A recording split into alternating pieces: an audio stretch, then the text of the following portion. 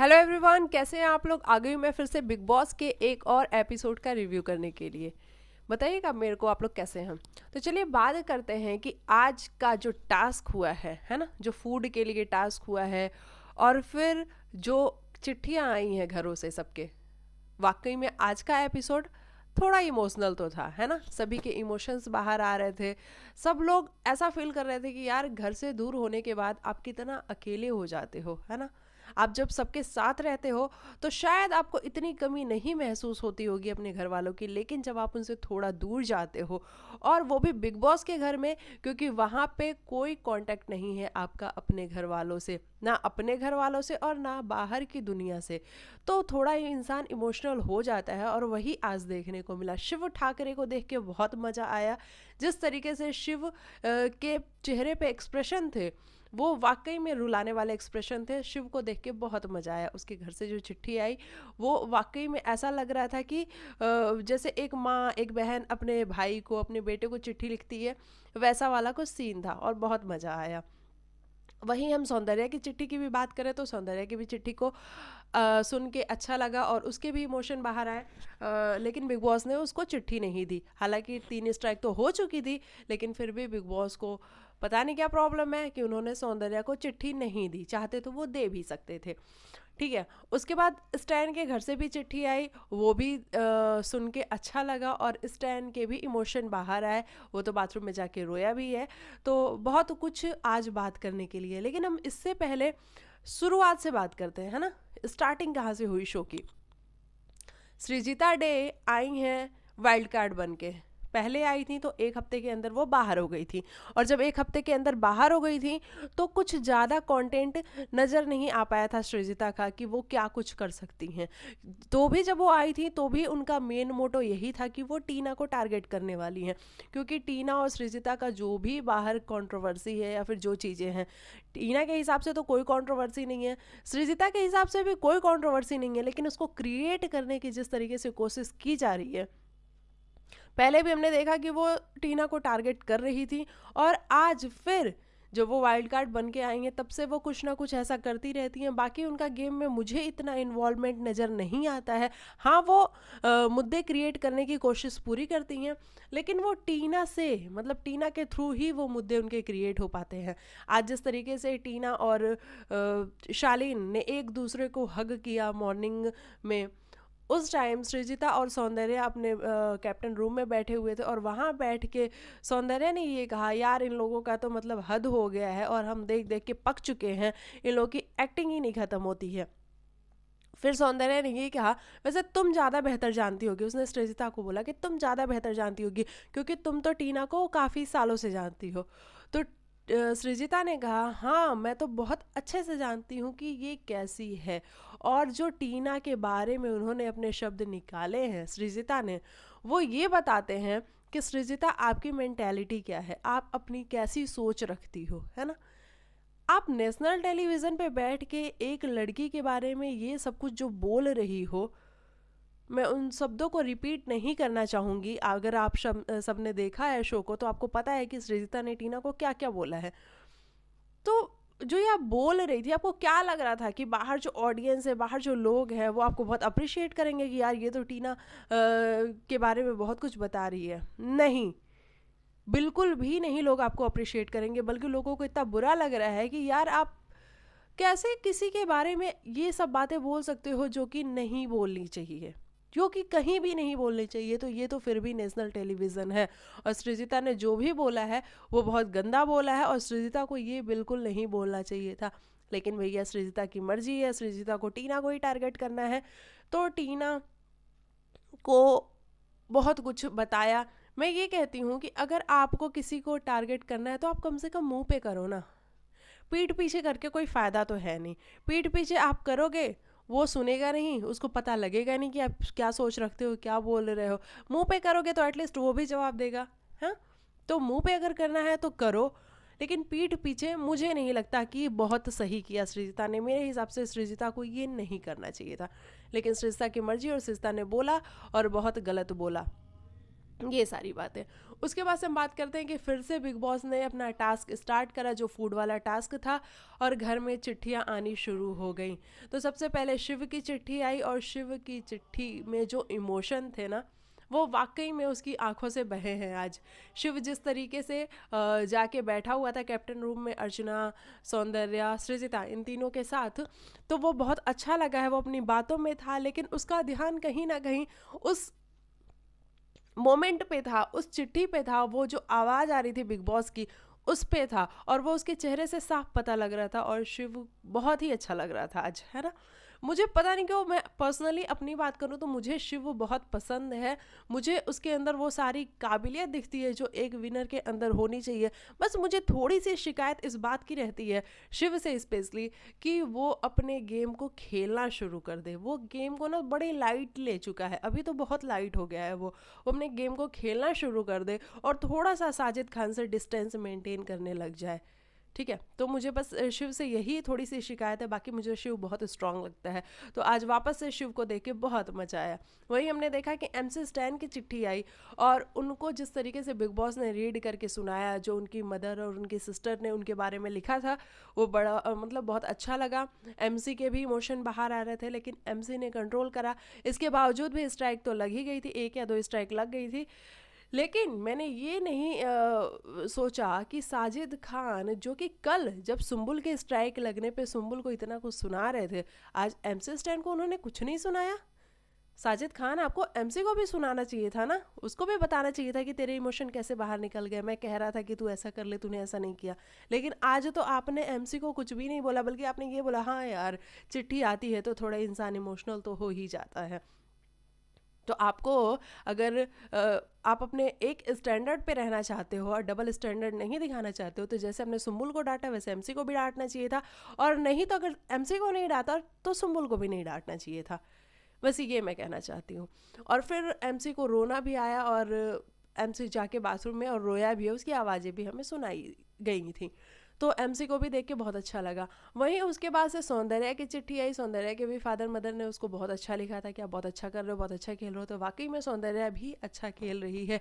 जब वो स्टार्टिंग में आई थी तो ऐसा नहीं लगता था कि सौंदर्या इतने दिनों तक रह पाएगी, लेकिन सौंदर्या का गेम डे बाई डे अच्छा होता जा रहा है। तो सौंदर्या ने बहुत अच्छा मतलब वो भी अच्छा खेल रही है। लेकिन बिग बॉस को उसकी चिट्ठी, जब स्ट्राइक लग चुके थे 3, और सौंदर्या भाग के गई थी चिट्ठी लेने के लिए, तो बिग बॉस को चिट्ठी दे देनी चाहिए थी। लेकिन पता नहीं क्यों बिग बॉस ने उसको चिट्ठी नहीं दी, और वो लेके वापस चले गए। उसके बाद से प्रियंका और अर्चना की जब बारी आई, तो बिग बॉस ने ये बोला कि स्टैन, सिर्फ एक ही टोकरी बची है, और उस टोकरी के लिए आपको किसी एक को चुनना होगा जिसको हम चिट्ठी पढ़ के सुनाएंगे। तो उन्होंने प्रियंका को चुना। प्रियंका को स्टैन ने सिर्फ इसीलिए चुना क्योंकि स्टैन को ऐसा लग रहा था कि वो किचन में काम कर रही है, और किचन में काम करते हुए वो ज़्यादा रिएक्शन नहीं देगी, मतलब स्ट्राइक नहीं लगेंगे। उसने ये सोच के प्रियंका को चूज़ किया। लेकिन उसके बावजूद भी प्रियंका के थोड़े इमोशन निकले थे। जब वो लास्ट में उसके फादर का नाम बोल रहे थे, तब प्रियंका के चेहरे पे एक्सप्रेशन थे, और वहाँ पे स्ट्राइक लगी और वो वाला बास्केट नहीं मिला। और अर्चना को वही बुरा लग रहा था। देखो, बुरा लगना लाजमी है। जब सभी के घर से चिट्ठी आई है, सभी के घर वालों की चिट्ठी सभी को सुनाई गई है, और अर्चना को नहीं सुनाई गई है, तो अर्चना को बुरा लगना लाजमी था। लेकिन अर्चना ने जो ये बोला कि यार प्रियंका से मेरे को दूर रखो, तो ये सब थोड़ा सा ठीक है। लेकिन अर्चना के इमोशन थे। अर्चना बहुत कुछ करती है शो के लिए, और वो क्लियरली दिखता है। अगर एक दिन आप अर्चना को शो से बाहर निकाल दो, तो आपको पता लगेगा कि शो में जान ही नहीं बची है, क्योंकि सारे मुद्दे अर्चना क्रिएट करती है। घर में हंसी मजाक जो भी कुछ होता है, अर्चना क्रिएट करती है। अच्छा, अर्चना की एक और तारीफ यहाँ पे करनी बहुत ज़रूरी है। जिस तरीके से अर्चना ने बोला है साजिद खान को, जो साजिद खान ये कह रहे थे कि तुम सारे एक साथ बैठो, मेरे पास आओ, मैं तुम्हें कहानियाँ सुनाऊंगा, और इस तरीके से हम स्ट्राइक से बच जाएंगे। वहाँ पे सारे ही जाके बैठ गए थे कि हाँ ठीक है सर, आप कहानी सुना, हम बैठेंगे और स्ट्राइक नहीं आएगी। वहाँ पे सिर्फ इकलौती एक अर्चना ही थी जो कह रही थी कि मुझे कहानी नहीं सुननी है, आपको सुनानी है आप जाके अपने लोगों को सुनाओ, जिसको आप सुनाना चाहते हो उसको सुनाओ, लेकिन मुझे कहानी नहीं सुननी है, मैं अकेले ही बैठूंगी। और ये अर्चना का जो स्टैंड था मुझे काफ़ी अच्छा लगा है। बाकी लोगों को भी ये बात बोलनी चाहिए थी, लेकिन पता नहीं क्यों बाकी लोगों को इतनी तकलीफ होती है साजिद खान के आगे बोलने में। मैंने ये नोटिस किया है। और अर्चना ने बोला, और अर्चना ने बहुत अच्छा बोला। सौंदर्या भी ये कहती हुई नजर आई कि अगर सर अर्चना अकेले रहना चाहती है, एक सेकेंड, अगर अर्चना अकेले रहना चाहती है तो मैं उसको छोड़ के नहीं जाऊंगी, क्योंकि अगर वो अकेली रही तो वो रिएक्शन दे देगी और उस पर स्ट्राइक आ सकती है, तो मैं भी उसके साथ बैठूंगी। तो साजिद खान ने सौंदर्या से ये बोला, अच्छा तो तू मेरी कहानी नहीं सुनना चाहती है, तू मेरी कहानी सुनने में इंटरेस्टेड नहीं है? उसने कहा सर मैं हूँ। हालांकि अगर सौंदर्या अगर नहीं है तो सौंदर्या को ये बोलना चाहिए था कि हाँ मैं भी नहीं हूँ आपकी कहानी सुनने में इंटरेस्टेड, मुझे भी आपकी कहानी नहीं सुननी है। लेकिन पता नहीं क्यों सौंदर्या ने ये बोला कि सर मैं कहानी सुनने में इंटरेस्टेड तो हूँ, लेकिन मुझे नहीं बैठना है कहानी में, क्योंकि मैं अर्चना के पास बैठना चाहती हूँ, कहीं अर्चना स्ट्राइक न दिलवा दे कोई रिएक्शन दे करके। तो ये सब कुछ हुआ। अर्चना का स्टैंड मुझे यहाँ पे बहुत सही लगा, और अर्चना में वो गट्स है कि वो स्टैंड लेती है और अपनी बात पे रहती है। तो ये सारी बातें हुई। अच्छा, उसके बाद हम बात करें, एक तो स्ट्राइक आगे जहाँ प्रियंका अचानक से म्यूजिक चला तो प्रियंका को ऐसा लगा कि यार डांस करना है, तो उसने डांस कर दिया, तो वो जेन्युइन था। वहाँ पे आपका रिएक्शन आ सकता है। अचानक से बिग बॉस के घर में जब गाना बजेगा तो लोगों का रिएक्शन आ सकता है। तो वहाँ पे कोई बहुत हम ये नहीं कहेंगे कि यार कैसे प्रियंका ने ऐसा रिएक्शन दे दिया। वही हम सभी ने ये सुना, और बिग बॉस ने भी कहा इस बात को, हम सभी ने ये सुना कि सभी घर वाले ये कहते हुए नजर आए, जब भी कोई स्ट्राइक आ रही थी तो सभी ये कहते हुए नजर आ रहे थे, यार ये अर्चना ना, ये पक्का अर्चना ने ही किया होगा, ये अर्चना ने ही किया तो होगा। स्पेशली निमृत और साजिद, ये दोनों लोग तो अर्चना के पीछे ही पड़े थे कि अर्चना ने ही रिएक्शन दिया होगा। लेकिन बिग बॉस ने इस बात को कंफर्म किया, जो स्ट्राइक आई हुई है उसमें अर्चना का एक भी, मतलब अर्चना की वजह से स्ट्राइक नहीं आई है, और ये बहुत अच्छी बात थी। लेकिन बिग बॉस से मुझे ये भी उम्मीद थी कि कम से कम वो ये बताएंगे कि सबसे ज़्यादा स्ट्राइक किसकी वजह से आई है, क्योंकि सबसे ज़्यादा स्ट्राइक मेरे हिसाब से मुझे ऐसा लगता है कि साजिद खान की वजह से आई। जिस तरीके से वो बार बार जिस टॉपिक को वो लोग छेड़ रहे थे उसी टॉपिक पे बात कर रहे थे, किसने स्ट्राइक दी, किसने स्ट्राइक दी, ऐसा बोल रहे थे। तो सबसे ज़्यादा स्ट्राइक तो साजिद खान की वजह से ही आई थी, और बिग बॉस को ये बात बतानी चाहिए थी। हालांकि जब बिग बॉस ने ये बोला कि अर्चना की वजह से कोई भी स्ट्राइक नहीं आई है, तब साजिद खान का मुंह देखने लायक था, जिस तरीके से उनकी शक्ल उतर गई थी। और बिग बॉस ने ये बोला कि अर्चना ने इतना अच्छा परफॉर्मेंस किया है, मतलब एक भी स्ट्राइक उसकी वजह से नहीं आई है, तो हम खुश होते हैं और हम उसकी भी चिट्ठी उसको पढ़ के सुनाते हैं। और जिस तरीके से उसके भाई की चिट्ठी थी, और वो अपने भाई को भी नहीं छोड़ रही है, कह रही है भाई तो इतनी चिट्ठी, इतनी ढेर सारी अंग्रेजी कहाँ से सीख गया मेरे पीछे से, तू तो इतनी अंग्रेजी नहीं जाता, तो पक्का गूगल से ट्रांसलेट करके लाया होगा। मतलब अर्चना अपने भाई को तो छोड़ दो कम से कम। तो ये सब कुछ उसका फन एलिमेंट भी देखने को मिला, और अर्चना ने बहुत सारी बातें भी बताई कि वहाँ से आने से पहले मैं अपने भाई बहन, भाई को, माँ को, पापा को, सबको बोल के आई थी कि लड़ो रहो एक साथ, और मैं तो अब जा रही हूँ, अब 3 महीने बाद ही आऊँगी, और मुझे आज उन सब की बहुत याद आ रही है, और मुझे ऐसा लग रहा है कि मुझे नहीं बोलना चाहिए था। तो ये होता है जब आप दूर होते हो ना अपनी फैमिली मेम्बर से, तो आपको थोड़ा सा अजीब तो लगता ही है, और लगता है कि कब आप उनके पास चले जाओ, है ना। और ये स्पेशली हम लड़कियां तो समझ ही सकते हैं, मतलब लड़कियां तो बहुत ज़्यादा रिलेट कर सकती हैं। जब हम अपने मायके में होते हैं शादी के पहले, तो हमारा क्या नेचर होता है, हम कैसे होते हैं, लेकिन जब हम शादी करके आते हैं तो हम कितने चेंज हो जाते हैं। जो माँ हमें खाना ना दे, जो माँ हमें पानी ना दे, तो हम खाना पानी नहीं करते थे, वो हम शादी के बाद खुद हमें करना पड़ता है सारी चीज़ें। तो लड़कियां बहुत ज़्यादा रिलेट कर पाएंगी। जब आप अपनी फैमिली से दूर होते हो, आपका कभी ऐसा होता है कि जब आप काफ़ी दूर हो जाते हो तो आपका मिलने का भी मन करता है, और आप नहीं मिल पाते हो किसी ऐसी सिचुएशन की वजह से, तो भी आपको बहुत ज़्यादा बुरा लग रहा होता है, आपको बहुत ज़्यादा याद आ रही होती है अपनी फैमिली की। तो ये सब कुछ मुझे थोड़ा फील होता है, क्योंकि मैं अपनी फैमिली से थोड़ा दूर रहती हूँ। तो ये वाली बात है। अच्छा, उसके बाद क्या हुआ? अच्छा, उसके बाद वो जो टास्क हुआ गार्नियर मैन वाला, उसमें स्टैन ने क्या गुब्बारे फोड़े, मतलब ऐसा लग रहा था कि रोबोट ही बन गया है स्टैन, है ना। जिस तरीके से उसने गुब्बारे फोड़े हैं, मतलब 1 सेकंड, मतलब 2-4 सेकंड के अंदर उसने सारे गुब्बारे फोड़ दिए हैं। और ये बहुत ही मतलब देखने वाली चीज़ थी कि स्टैन ने बहुत अच्छा किया, और वो भी गार्नियर मैन का, उसको भी वो जो अवार्ड वगैरह मिलना था वो मिल गया। ये सारी चीज़ें हुई हैं। और क्या टॉपिक था, एक तो मेरे को याद नहीं आता और मैं लिख के रखती नहीं हूँ। बस आई थिंक यही आज के टॉपिक्स थे। और आज इमोशन मतलब भरा हुआ था, मतलब पूरा एपिसोड इमोशनल था, आज कोई लड़ाई झगड़ा था नहीं। तो आज का एपिसोड अच्छा लगा। अच्छा, स्टैन, शालीन और टीना, इन तीनों की वजह से जो लड़ाई झगड़े घर के अंदर हुए थे, और जो बाहर भी लोग एक दूसरे को बहुत कुछ कह रहे थे, वो लोग भी अब शांत हो जाए, क्योंकि स्टैन और शालीन दोनों गले मिल चुके हैं और उन लोग के अंदर सब कुछ, उन लोग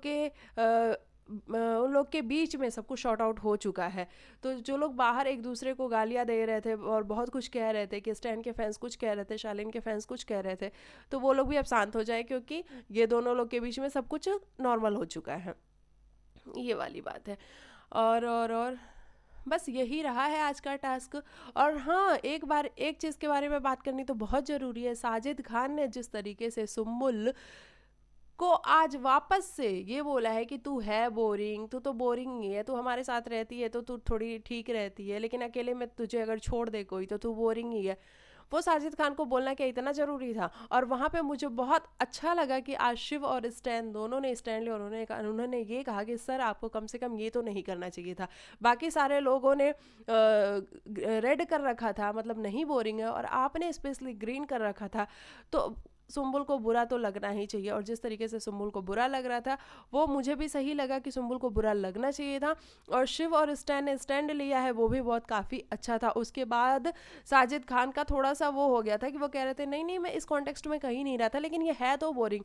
अरे सर, आप क्यों उस लड़की को इतना ज़्यादा मतलब डीमोटिवेट कर रहे हो? हर बारी एकदम पीछे ही पड़ गया आप तो उसके। वो आपको नहीं कुछ बोल रही है, वो आपको इतना रेस्पेक्ट दे रही है, आप बिल्कुल ही उसके पीछे पड़ गए हो। ये कोई तरीका नहीं होता है ना?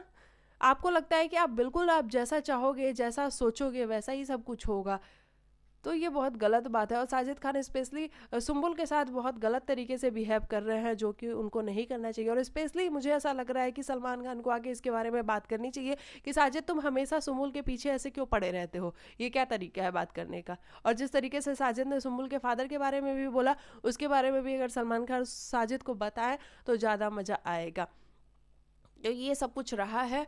और अगर आप मेरे चैनल पे आए हो, मेरी वीडियो आपको अच्छी लगी है, तो लाइक से सब्सक्राइब करके जाना और कमेंट करके मुझे बताना कि आज का जो टास्क था वो आप लोगों को कितना इमोशनल लगा। सभी के इमोशन जैसे निकल निकल के बाहर आ रहे थे, तो आपको सबसे बेस्ट किसका लेटर लगा, ये सब मुझे कमेंट करके बताना। और मिलती हूँ मैं आप लोग को नेक्स्ट वीडियो में। तब तक के लिए बाय बाय, टेक केयर, अपना ख्याल रखिएगा। मिलती हूँ, बाय।